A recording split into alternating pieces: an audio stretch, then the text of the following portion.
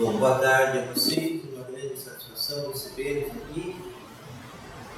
Eu me chamo José Carlos Raimann, eu fui pastor 43 anos atrás em Serra Pelada e também depois em Santa Maria de Jetibá. Depois fui para o Sul, fiz pastorado voluntário em São Leopoldo. Moro em Bururu, estive na Pomerânia por 3 vezes. Antigas terras dos nossos antepassados. Certamente o ano que vem vou para a Polônia de novo. Estou passando slides de todo o Brasil, também esses filmes, esses vídeos. Já percorri ano passado 23 cidades brasileiras e esse ano já estou na 14ª cidade brasileira. Se tudo der certo, se tudo corresponder bem, e o Rio Madeira e o Rio Negro bem cheio, eu devo ir para Apuí, Amazonas, no final do ano. Daqui eu saio, volto para o sul, vou para Ibirimbá, e depois eu vou para Camaquã, Joinville, Jaraguá do Sul, volto para o sul, se tudo der certo na ano, vou para Amazonas, então Apuí. Eu sempre achei nas minhas cidades aqui no Espírito Santo, eu acho que ainda tem um pouco, apesar que tem bastante informação, um grande abismo dos últimos 50 anos dos pomeranos na Pomerânia em relação aos imigrantes pomeranos no estado do Espírito Santo. Nós temos hoje 412 mil imigrantes pomeranos descendentes no Brasil de pomeranos. 150 mil no Rio Grande do Sul, 35 mil em Pomerode e Jaraguá do Sul, depois vem Paraná, Marechal Cândido Rondon, depois vem Nova Cidade Gaúcha e Cidade Nova Santa Rosa, com 5.500. Depois nós temos também, muitos não sabem, o interior de São Paulo, nas antigas lavouras de café, Botucatu, Os Mocos, Rio Claro. Nós temos perto de 1.000 descendentes pomeranos, estive lá no ano passado, dei palestra. E nós temos no Espírito Santo 180 mil descendentes pomeranos. E Rondônia tem perto de 35 mil a 40 mil, a região de Rondônia. E agora surge uma nova migração interna no Brasil de pomeranos para Amazonas, Apuí. São perto de 18 famílias e quase 61 pessoas. Só que as mulheres pomeranas estão casando com índios e brasileiros. Então, a língua pomerana que vocês tanto estão insistindo em reaver, em renascer a língua pomerana aqui no Espírito Santo, principalmente com o PROEP, né? O programa de alfabetização da língua pomerana nas escolas municipais, está se perdendo. Por quê? Porque elas estão casando com brasileiros, índios, e os filhos já não falam mais a língua pomerana. É uma região da Amazônia de castanha, do lado é a floresta amazônica e a região de castanheiras, muito bonita. Eu sempre achei, então, que nós devíamos, todos os pesquisadores, falar um pouco dos pomeranos, os últimos 50 anos. Porque os últimos 50 anos da Pomerânia foi muito complicado. E os imigrantes que vieram para cá disseram: nós não falaremos dessa situação para os nossos filhos, porque é uma situação chocante que nós passamos e não queremos que os filhos saibam ou passem por isso. Então se calaram. Muitos contos, histórias da política também, das administrações, eles falam, mas esses últimos 50 anos se calaram, porque foi terrível. Então vamos ver os últimos 50 anos aqui da Europa e daqui de cima que vem os pomeranos para a região do Brasil. Mas não é só o Brasil, a gente fala um pouco sobre isso. Pode passar. Aqui está a Pomerânia, tá? Tal qual os imigrantes saíram para o Brasil. Esta região aqui em vermelho significa o quê? Que a Segunda Guerra Mundial, os aliados captaram da Pomerânia. E essa parte que era da Pomerânia, a Polônia invadiu na Segunda Guerra Mundial e tomou essas terras para si.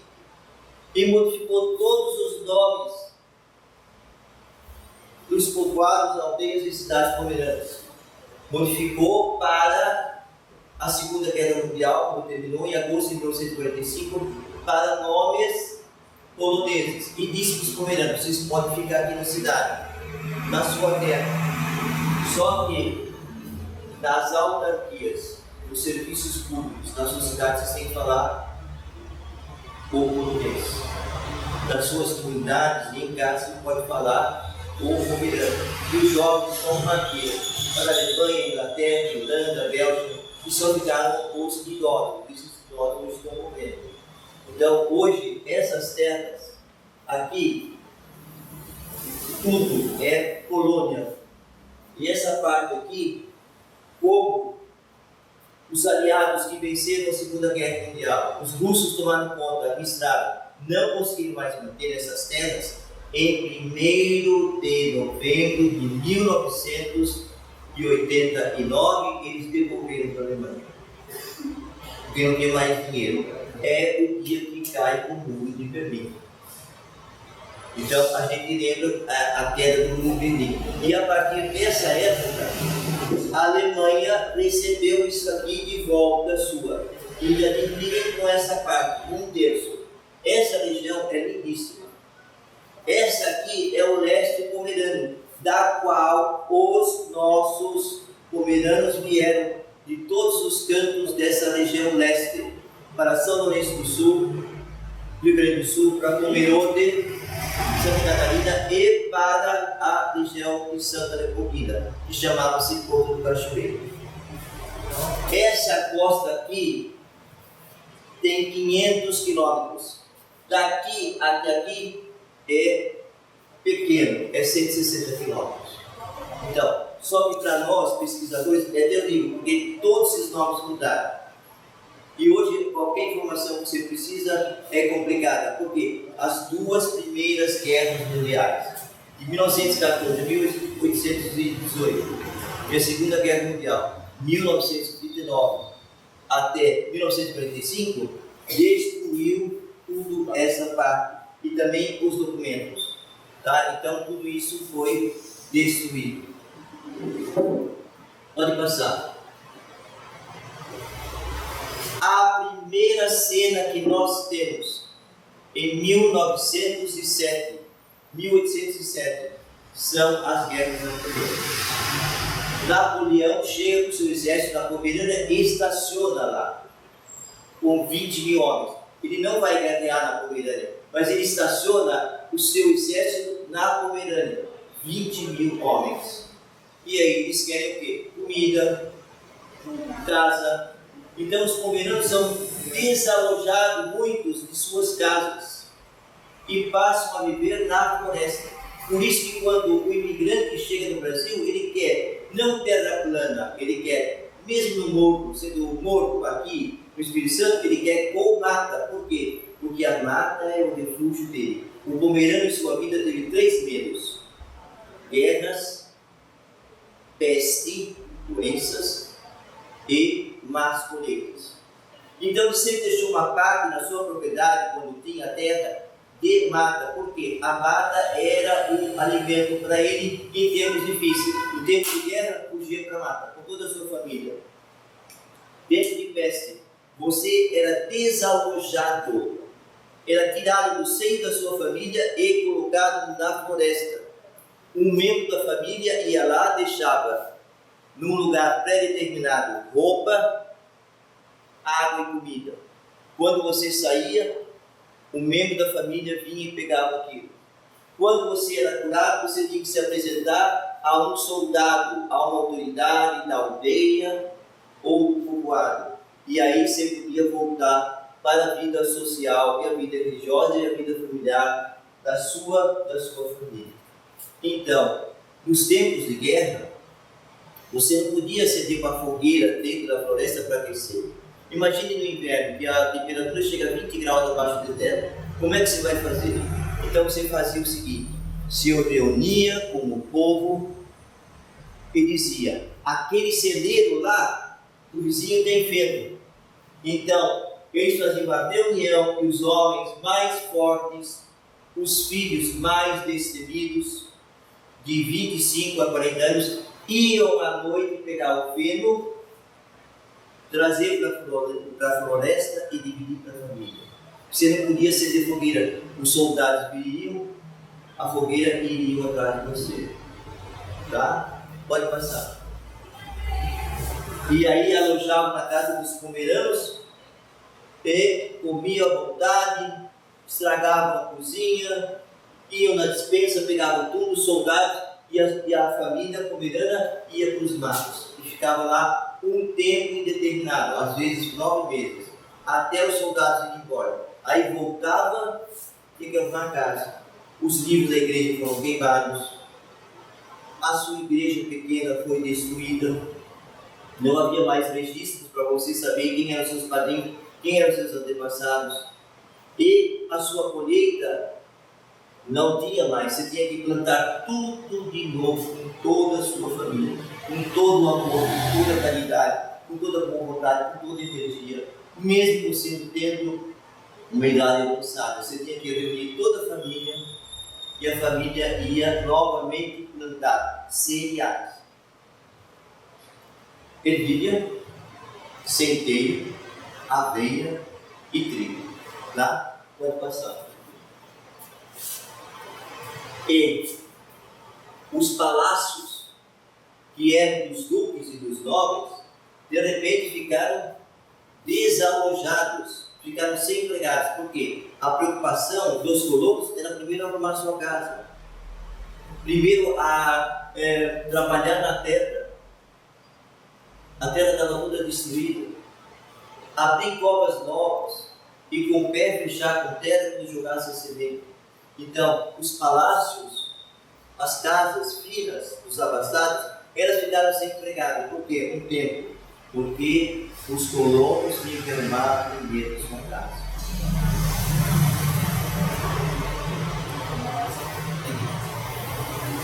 Em 1823 e 1827, tem na Pomerânia a maior seca.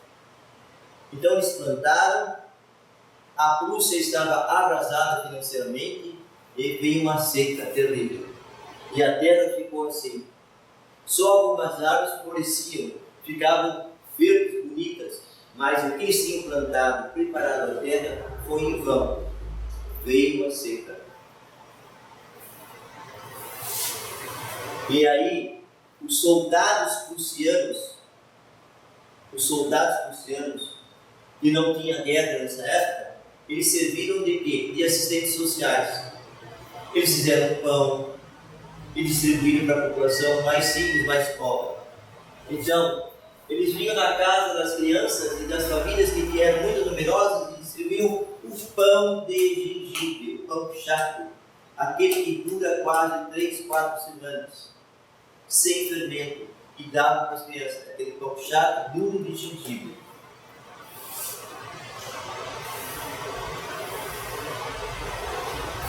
E a colheita da batata. A colheita de batata ela começou em 1847 com o imperador, o rei da Rússia, Frederico II o Grande. Então ele trouxe da Westfália as batatas e plantou no seu palácio, no seu jardim em Ostânia, perto de Berlim, a 30 quilômetros. Lá ele morava, o Palácio Zansui. Sem preocupação, ele plantou, porque ele conhecia bem os pomeranos. A Prússia tinha no seu quadro 39 províncias.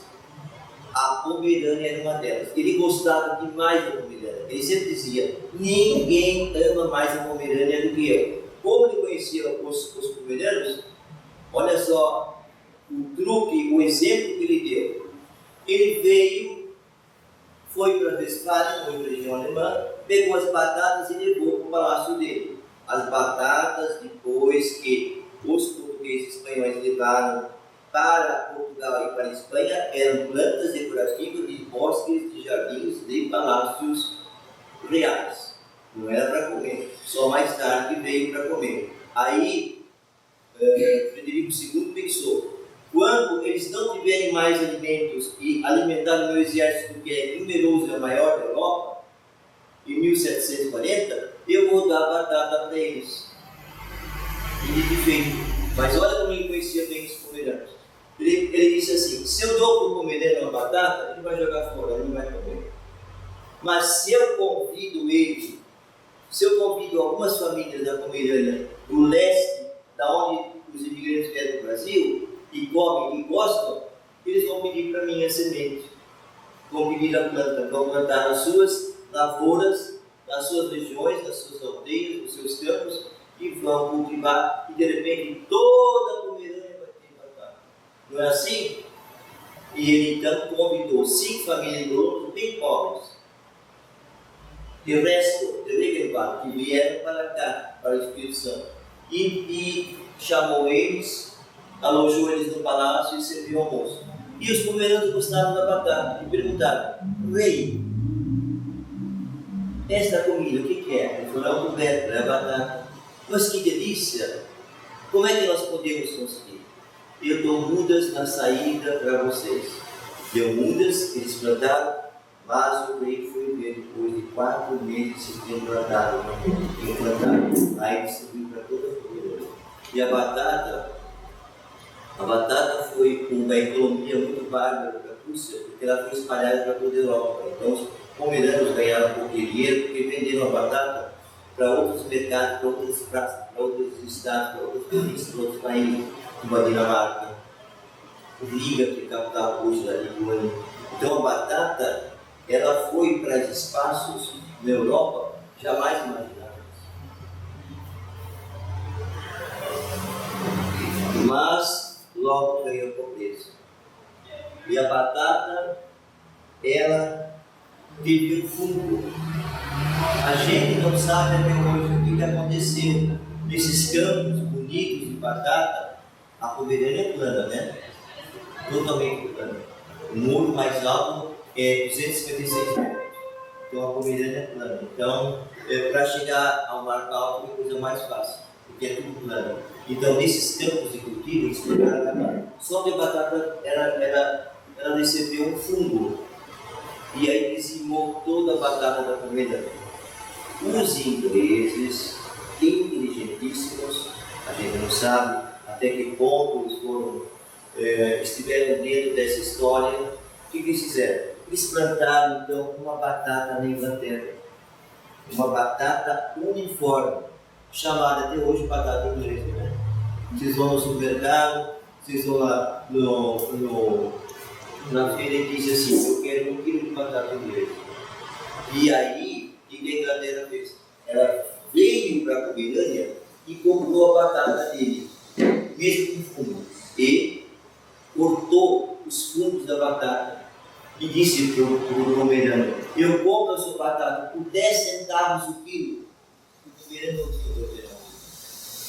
E ele vendeu. E aí eles limparam a batata e venderam para outros mercados a 50 centavos. E ganharam dinheiro, mesmo assim com a batata com fungo. Ele distribuía para todo mundo. Quando depois ninguém mais tinha batata, eles distribuíam a batata inglesa. Bonita, uniforme, lisa. Estão entendendo?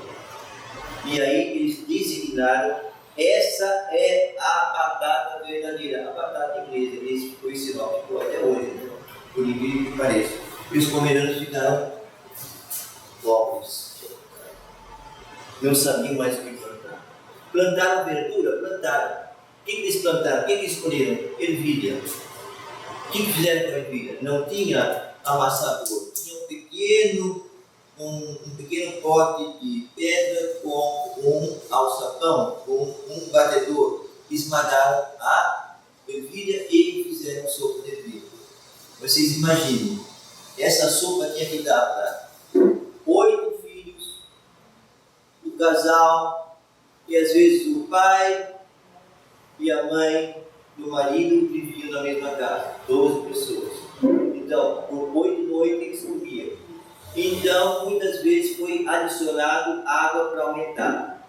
E a mãe, vendo que os filhos não comiam mais essa sopa, o que ela disse para o papai? Quando você voltar do trabalho hoje à noite, entre na mata e pega a ponta do pinheiro. Pega ervas medicinais que nós podemos comer, porque nós vamos colocar na sopa para dar um sabor a mais.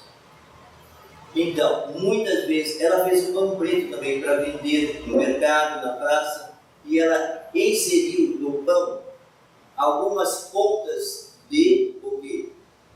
De canebal, de pinheiro, para que tivesse um gosto, um sabor diferente, que as pessoas comprassem e comessem. Então, ela usou as ervas medicinais da pomerânia para colocar no pão ou fora do pão, para que desse um gosto diferente. Pode passar. E o Cléo sempre dizia: a sopa de ervilha, o pão preto, isso é para os pobres. Nós, abastados e nobres, e o clero, comemos o pão de trigo. Os pomeranos trabalharam em grandes fazendas, em grandes cultivos de trigo, mas o trigo era para os nobres. Por quê? O trigo era peso e era muito caro. Era peso de ouro. Então vamos deixar os abastados. Nós somos colonos, nós somos simples, nós nos contentamos com o pão preto. Então o pão de cevada foi do pomerano, o pão de trigo foi dos nobres do clero.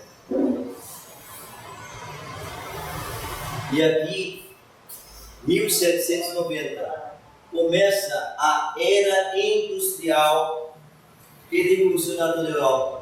Começa na Inglaterra e chega na Pomerânia 50 anos depois, 1840. E aí que entra o pensamento de se mudar de continente.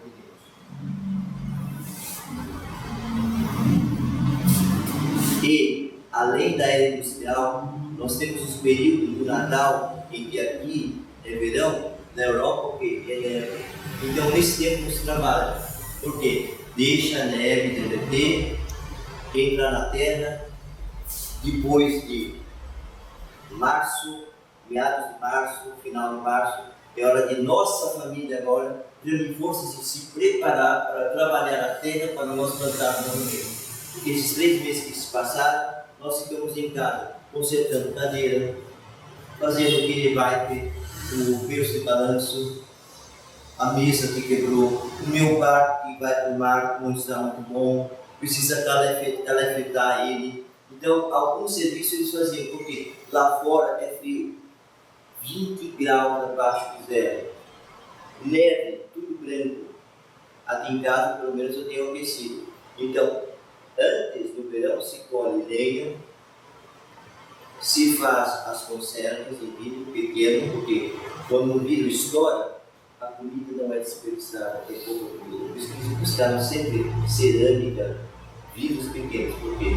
Porque se um estourar embaixo da terra, pelo calor ou pela conserva, não se estraga a comida. Por isso que o pomerano sempre fez vários potinhos de conserva para que, quando um estourasse, ou o vinho dele, desse tamanho com um garrafa pequeno, né? A gente fala: nossa, por que não fez com um garrafa grande? Por quê? Porque o líquido desperdiçado, o álcool desperdiçado, isso era um prejuízo grande.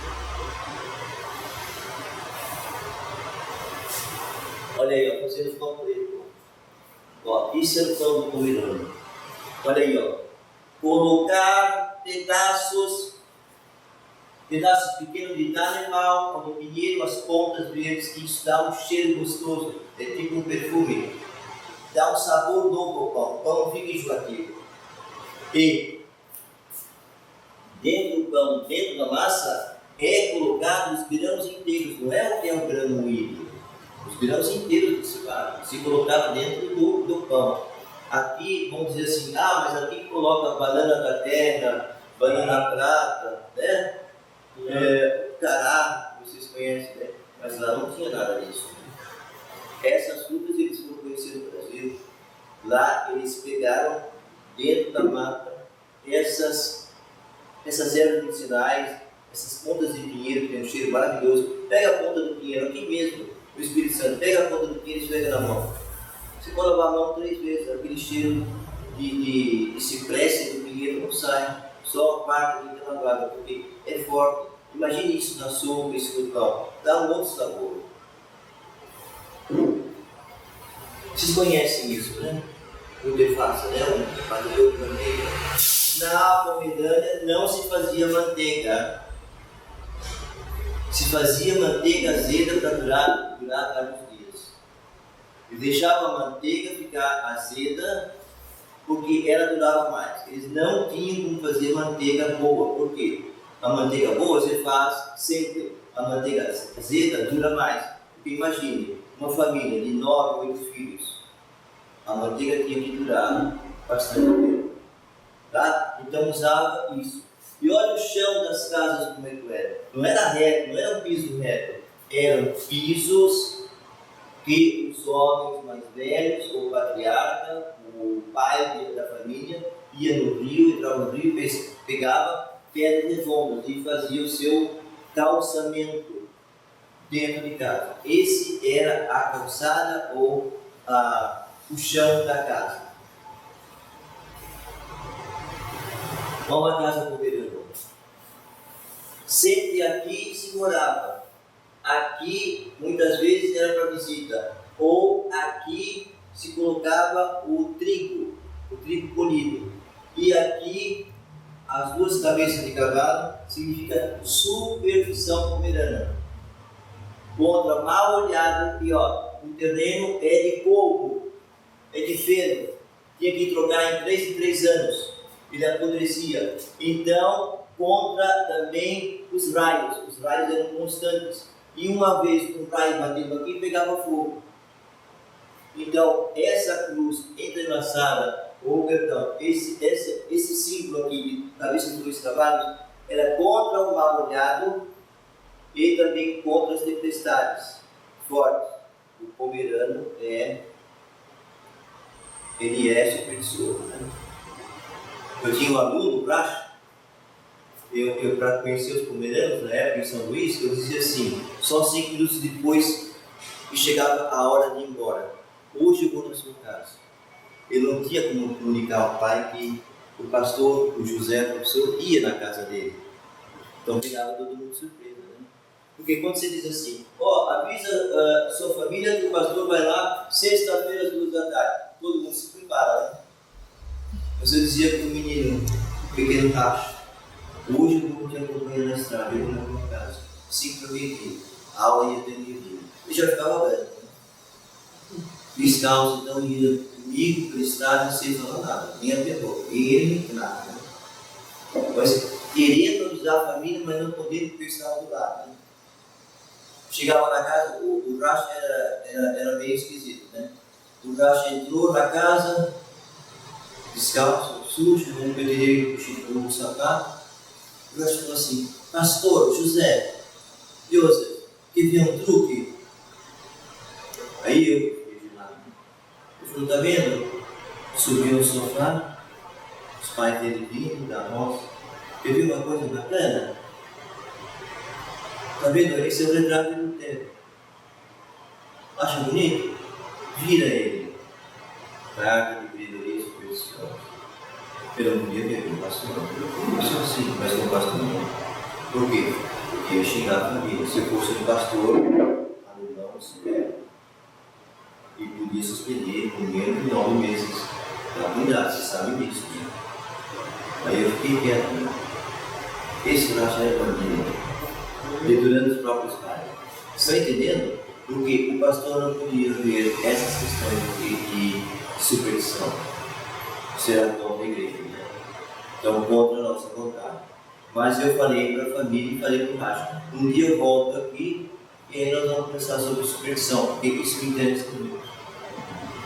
Aí ficaram mais branco ainda porque não entenderam, né, a mim, porque eu não xinguei eles, né? Eu usei da minha autoridade. Eu usei da autoridade como amigo para aprender com eles. Isso é importante. Fácil. E a era industrial chega então na Pomerânia e desaloja assim pessoas que vocês nem imaginam, que cultivavam as terras, que eram ferreiros. Então houve disputa entre os ferreiros na Pomerânia. Não tinha mais terra para os filhos dos colonos. E as crianças passaram fome, e os pais também. E aí entra o convite do governo brasileiro, do Império, para que mudem de terra, venham para cá. Aqui você pode sentar-se embaixo de árvores frondosas. Não tem guerra, tem sol o dia todo. né? E vocês podem tomar várias taças de leite que vocês querem e assar sua galinha no fogo. E muita gente nessa hora ficou indeciso. Vou ou não vou para o novo continente brasileiro? Só que tem uma área pela frente que nós não conhecemos. E aí, muitos deram adeus à Pomerânia, vieram embora até 3, 4 semanas até o Porto de Hamburgo, lá do norte, lá de cima, né? E as crianças nesse tempo ainda esmolavam, não podiam comer um pedaço de pão seco. E os pais então decidiram, vamos embora. Isso aqui é só uma família, hein? E vieram embora até o Porto de Hamburgo. No Porto de Hamburgo, Hans Popper estava lá. Ele era um germânico das regiões mais, hoje, Alemanha. Era mais nova. Ele tinha a profissão de fazer rodas de carroça. Então, ele tinha uma profissão. Ele disse ainda, ele vinha cá, Blumenau. Ele disse assim: quem são aquela gente que está naquela pia no porto, lá atrás, sozinhos, cheio de criança, com malas, baú, e com mochilas pequenininhas, roupas pequenininhas, em sacos de trigo? Quem são eles? As crianças só comem. Eles não sabem quando vão partir para o Brasil. Eles já estão lá no começo. Muitas crianças morreram e os idosos morreram. Foram jogados no mar Báltico ou no mar de Hamburgo. Eles não sabem de onde eles vêm. Eles vão para navios grandes, navios que eram cargueiros, navio de terceira e quarta categoria. Eu não, eu tenho cabine, eu pago, e meu navio daqui a 3 anos chega. Mas eles não sabem quando vão para o Brasil. Vão tudo amontoado. Dogor Park, 372 metros. Era navio cargueiro. Foi tirado dentro do navio as embarcações para caber mais gente. Cabia perto de 402 pessoas. Mas nunca chegou a isso. Chegou a bem menos. E algumas viagens, você escuta relatos que foram jogados ao mar e morreram no navio, ou que nasceram crianças, mas que foram jogados no navio, 33 pessoas. E os navios cargueiros que trouxeram os pomerâneos para cá, os mais terríveis foram o capitão norueguês. Eles eram terríveis. Se você tinha piolho, mandava jogar roupa, tudo fora, tudo no mar, né? E passar certos ingredientes que eles tinham para passar em todo o corpo. E as crianças, ele não tinha dó, né? Outros cães tinham dó. As crianças muitas vezes molhavam na água, vocês sabiam disso. Os pais nunca, os pomeranos não falavam sobre isso. Quando morria um filho pequeno, os pais não jogavam no mar. Deixavam na pia, quem jogava era o latão do navio. Alguém jogava, amarrava uma pedra para o corpo da criança afundar. Ele jogava no mar, deixava. E às vezes a criança boiava e os pais ficavam olhando em direção à criança. E o pior, de noite, batia nos navios, na madeira, na casca do navio, os grandes peixes, seriam do barulho da madeira. Batiam e a madeira rangia. Aí sim, eles caíram de joelho. Caíram de joelho no navio, abriram rezando por fantasma que trouxeram, e no verso 6, eles todos rezaram em conjunto em Pomerânia.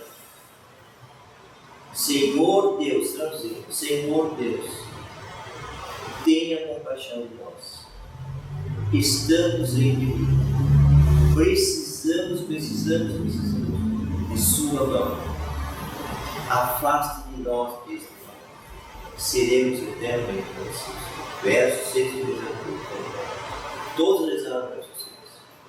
E algumas mulheres que foram jogadas ao mar e que não tinham marido, olha como é a comunidade pomerana. Juntavam as mulheres pegavam aquela criança que não tinha nem pai nem mãe e esconderam essa criança dentro do navio. E quando chegaram no Rio de Janeiro, o que eles fizeram? Eles pegaram as crianças, juntaram com uma família numerosa. E aí não deu para contar, porque a saída do navio do Rio de Janeiro era por uma rampa. E as crianças corriam, não dava para contar. Sempre tinha muitas crianças, cada família tinha 7, 8, 9 crianças. Então eles pegavam essa criança sozinha e traziam para uma família numerosa. E muitas vezes essas crianças, sabe onde elas ficavam? Esses tonéis de água de carvalho, que os capitães levavam, dentro dos tonéis, o dia todo. À noite, destampava, tirava a criança e deixava ela no escuro andar pela cozinha. Eles, claro, fizeram uma amizade com um dos cozinheiros. E quando esse cozinheiro voltava da sua cabine de manhã para fazer cozinhar, ele conhecia a criança. Os que são grandes proprietários de terra e soja, os descendentes dele em Mato Grosso do Sul. O homem que salvaram deu uma penca de descendentes que estão ricos, riquíssimos, tecidos na fazenda deles em Mato Grosso do Sul. Imigrantes pomeranos foram para a Namíbia, 1877. Não foi só no Brasil. Na Namíbia, era uma colônia alemã em 1842. A Alemanha não sabia o que fazer com a colônia, ela tinha que povoar. Ela teve guerras com namíbios, ela teve problemas com a Inglaterra. Mas aqui é importante vocês saberem, os pomeranos, os poucos pomeranos que foram do norte, do leste para a Namíbia, foram para as minas de ouro e prata. Pouca gente. Aqui, ó, Namíbia, Sul da África. Foram para onde? Guatemala, Costa Rica, Nicarágua, 1850. As plantações de cana-de-açúcar, fumo e café, nessa região aqui. E também foram para a Austrália, 1838 a 1839. Então, lá entre a costa do Mar Báltico, 500 quilômetros, entre o interior da Pomerânia, existe uma faixa de terra sem muita mata alta, é mata rasteira, que nem cerrado no Brasil. Eles pegaram os pomeranos de lá, do gado leiteiro, faziam manteiga azeda e trouxeram para a Áustria. E o governo prussiano disse assim para os pomeranos: vocês fiquem juntos, vão para o continente, qualquer continente juntos. Por quê? Vocês não são bem vistos por ninguém. Vocês têm uma função a mais difícil de todas. Vocês são colonos sem terra, mineiros, os que têm terra, têm pouca terra. Vocês se dão bem entre si. Como os outros germânicos do Sul, ainda não existia a Alemanha, os outros germânicos do Sul, que são mais evoluídos, mais estudados, que são alfabetizados, vocês não se dão muito. Vocês são primos, mas não se dão muito. Então, vão para esses continentes horríveis. E você vai fazer uma pesquisa, às vezes aqui, em Rio Pardo, você vai ver que ele, Estrela, era vizinho do Schultz, já lá e aqui, estão no mesmíssimo lugar, da quarta, quinta, sexta, sétima geração. Por quê? Eles se mantiveram juntos. Os botos e os gatos que vieram do Rio do Sul já brincavam com as suas crianças na Pomerânia. Então hoje em Rio Pardinho, subiram para Rio Pardinho e Rio Ferraz, estão hoje na General Osório e Piripá, e são vizinhos. Então uma amizade de muitos e muitos anos. Então isso aconteceu. Coisa mais linda na minha vida que eu vi. Eu desci o Chile, fazer uma apresentação, uma palestra, em Frutilhar, seguindo o Chile, naquela ponta, descendo de carro, você olha um lado o Oceano Atlântico e de um lado o Oceano Pacífico. E você vê da estrada várias ilhas, 33 ilhas, então ilhas de Chiloé. Ali receberam pomeranos, tá? A partir de 1846 a 1875. E esses pomeranos que vieram para o Chile não fabricaram como em Santiago, como no norte do Chile, vinho, mas eles tinham experiência de, com os barcos, para o Mar Báltico naquela época, de trazer para a terra depois à noite arenque, sardinha e salmão. Eram peritos. Então foram mandados para essa região para caçar salmão. Suas casas são bem coloridas, várias cores, mas hoje existem esses tanques de peixe-salmão, pequenos, médios e grandes, que estão vendendo esse salmão, estão ficando ricos, estão vendendo esse salmão para grandes restaurantes da Argentina, Chile e também de São Paulo. Então eles já tinham essa experiência, estão entendendo? Eles já tinham essa experiência. E eles foram para Visconde e Minnesota e Wisconsin, americanos. Só que os americanos, quando chegaram nos Estados Unidos, nessa data, 1844, eles foram recebidos como americanos. Então, por exemplo, Stange, Mac Stange, entende? Eles já receberam um nome antes do sobrenome americano. E já puderam, como não aqui não, fazer a sua igreja luterana com torre. Eles são riquíssimos. Sabe o que o Jung me disse antes da pandemia? Vocês têm história, vocês têm a língua, vocês têm a compreensão da língua, estão estudando a língua, vocês têm a música, não temos nada, nós temos dinheiro e clubes de tiro, lindos, lindos, lindos, lindos, comida farta, bebida farta, tudo que você quiser. Nós temos tudo, nós temos dinheiro, mas nós não temos a história que vocês têm. O pior lugar que os pomeranos vieram para o mundo, que foram assentados, foi aqui. Montanhas ou vales profundos. Porque a região pomerânia era sempre a plana. E a pior região de todo mundo é aqui, o Espírito Santo, infelizmente. E essa aqui é Miltower, é em Wisconsin. Aqui chegaram os pomeranos.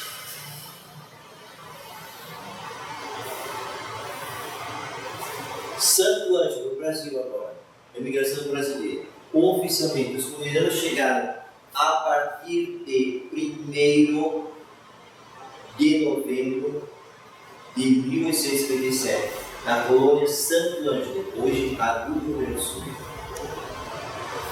O grande senhor Gerdau, Alcides Gerdau, veio daí. O Santo Ângelo, hoje chama-se Agudo, perdão. Era a colônia Santo Ângelo, hoje é Agudo. Então, Agudo eu estive aí, eu ano passado, dando palestra. Então, Agudo, aqui agora é Brasil. E vieram dia 18 de janeiro de 1858 para a região São Lourenço.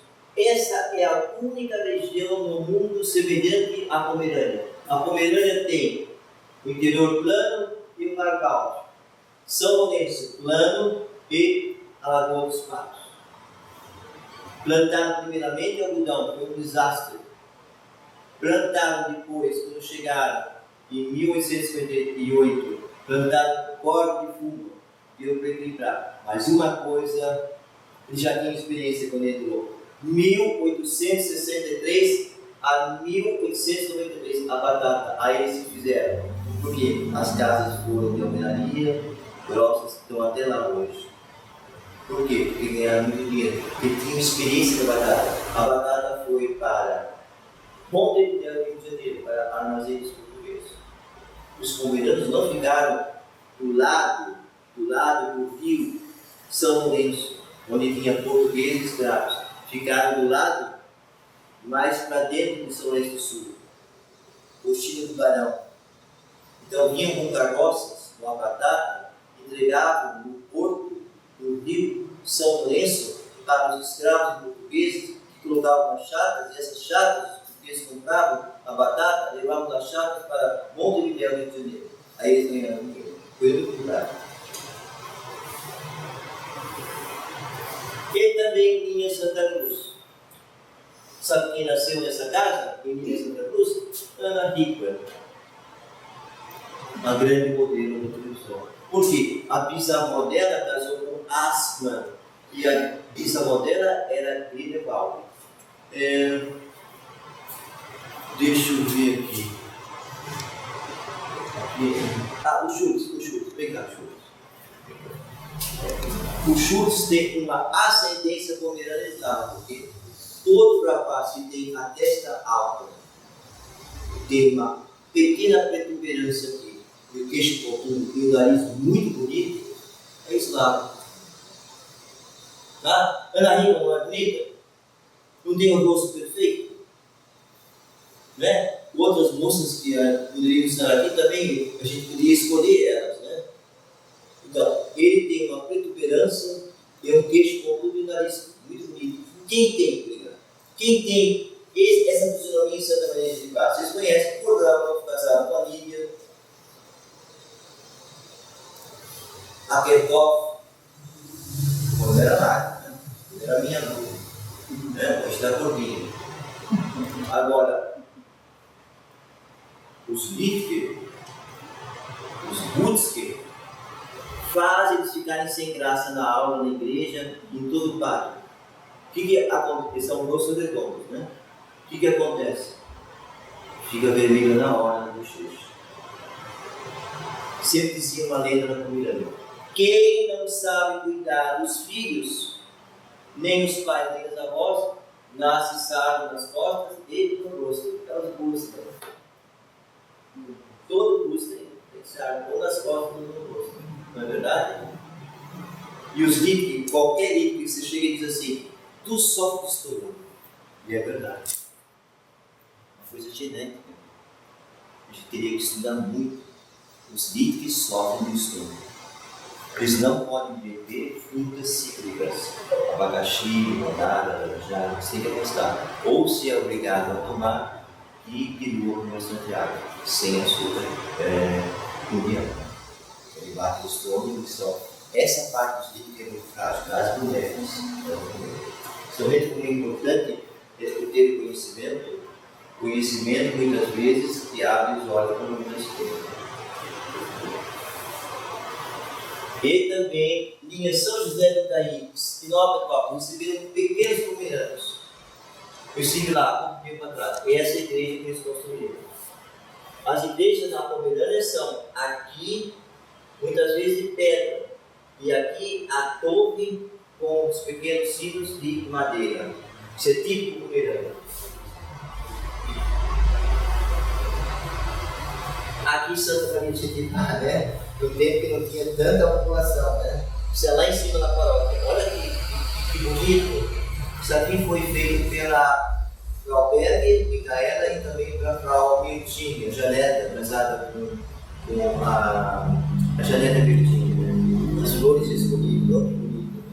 E aqui os povos atrás. Aqui está tudo quadro. E aqui fica o escritório da igreja e aqui a igreja. Ó, cabecinha loira, olhos azuis e pele clara. Essa pele clara, não só exposto no Brasil, causou em 1970, em Vila Padrão, que não tinha tanta mata, tinha morros, causou o famoso câncer ecológico. E a equipe médica em Vitória, de São Paulo, da USP, subiu pela primeira vez lá para combater e entender essa doença que atacou os pomeranos. Então, câncer ecológico se deu esse nome por causa da incidência solar com o rosto de pessoas muito claras. Por isso que as mulheres, até hoje no café, às vezes tem o vestido, a calça comprida, né? Tem as mangas até aqui e às vezes um chapéu, e os homens também. Porque a roupa que sucede da Pomerânia, às vezes com 3 camadas, né? Para roupa de frio. Não tinha nada. O clima do Brasil. As duas coisas que eles fecharam muito quando chegaram: a roupa que trouxeram, que não servia para nada, para o clima brasileiro, que era só de sol, e quando construíram sua choupana com 4 caibros e folhas de jeribá em cima, eles acenderam à noite 4 fogueiras.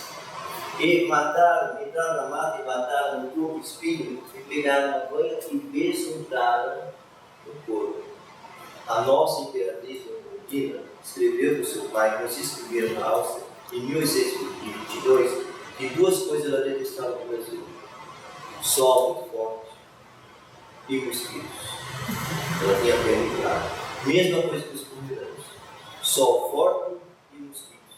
Os que aqui, as primeiras safras que estiveram, eles trocaram por roupas que eles mesmos fizeram, porque as roupas eles tiveram que jogar fora. E o capuz que a vovó usava aqui na orelha, na Pomerânia, não era para o frio, era porque o vento levante na Pomerânia, de maio a outubro, é ensurdecedor. Você vai para o tipo de beterraba, açucareira, açucarai, da onde se extrai o açúcar para fazer bolo, para fazer pudim, para fazer qualquer coisa que você quiser com açúcar, você fica sem saber o que fazer. Aquele vento de dia e de noite. Geralmente fica. Não deveria ficar dentro de uma floresta ou mesmo dentro de um campo de cultivo 15 minutos com esse vento, eu caí fora. Então, esse corpo graçoso, eu digo chaves, né? Aqui que tampa a orelha, não é para esse vento. E aqui também tem Santa Catarina, né? Santa Catarina, eles não tem uma data exata. Então, eles colocaram 1863. A região de Pomerode e a região de Jaraguá do Sul. Aí vocês vão dizer assim, lá tem muita casa em Jaimel. Para mim, primeiro duque da Pomerânia, em 1226 a 1278, ele recebeu 20 mil colonos e os abrigou. E recebeu gente da Westfália, hoje Alemanha, uma região alemã. Só que ele disse assim, para vocês se protegerem, vocês podem trazer a língua, a vestimenta, o tipo de construção de casas. E os westfalianos tinham muito medo de assaltos, de salteadores. Então eles pediram permissão ao duque se podia extrair da floresta a madeira para fazer suas casas. E o duque falou, bom, está isento para todo mundo. Vocês vêm para a Pomerânia, eu isento a taxa, o imposto. E realmente aconteceu. Eles pegaram a madeira e fizeram uma casa em Jaimel de 3 andares, 2 andares. Né? E dizem lá em Pomerode que não é Pomerode. Essa casa em Jaimel é para se proteger contra o inimigo, contra os salteadores. Por isso que eles fizeram esse tipo de casa com madeira para ter a resistência. Para fazer 2, 3 andares. Já naquela época, 1240. Estão entendendo? Então ela tem uma explicação. Então, quantos povos foram para a Pomerânia? Vocês têm que imaginar isso. O tempo de Valim I, 1226 a 1278, ele deixou abrir as fronteiras para 20 mil pessoas entrarem. O rei da Rússia, Frederico II, em 1740 a 1786, abriu as portas da Pomerânia também para trazer gente. 60 mil colonos e trouxe muitos holandeses. Os holandeses ficavam quase no topo do mar, no Mar Báltico. Por isso que aquela roupa dos dançarinos, né, aquela roupa muitas vezes, os dançarinos, dançadores, tem aquelas listas, né, como se fosse uma camisa de futebol, não tem? Aquelas listas coloridas, bonitas, verdes e vermelhas. Isso são os holandeses, não é de Pomerânia. E as moças aí de São José do Caí tinham as danças folclóricas com a rosa vermelha. O que é a rosa vermelha? Por que todas tinham a rosa vermelha nas roupas de danças folclóricas? Porque a rosa vermelha é o símbolo da Pomerânia. Até hoje, né? Dizem que havia o Deus pagão. Eles adoravam o Deus pagão. Aí veio o cristianismo em 1124. Os pomerânios começaram a aderir à nova religião. E um membro que adorava antes o Deus pagão aderiu ao Senhor. O sacerdote dele pegou ele e jogou na prisão. E no dia seguinte ele foi morto, ele foi no carnaval. E diz na hora que ele foi morto, ele se ajoelhou dentro de uma árvore. Ele não foi morto por enforcamento, ele foi morto ali dentro da árvore. Ele diz que toda a Pomerânia nasceram rodas do meio. As rodas do meio ficaram em cima da Pomerânia. E hoje, as moças, muitas vezes aqui no Brasil, cortam uma roça vermelha no seu avental ou também no seu corpo. Pode passar. Ó, casa em Chaindel, né? Só que essa casa pequena. Essa casa é em Pomerode, mas se fazia até casa de 3 andares. E ó, o homem caiu de joelhos e rezou. Assim também na nossa vida, com esse mundo tumultuado que nós estamos, né?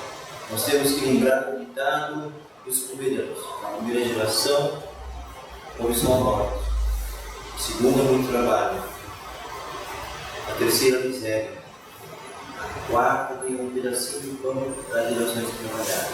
E quinta, e sexta e sétima geração, saboreando os frutos da terra, que nosso trabalho é com suor, lágrimas e sangue. Muito obrigado por tudo que vocês estão escutando aqui. Tá? Me despeço e estou com vocês. Obrigado.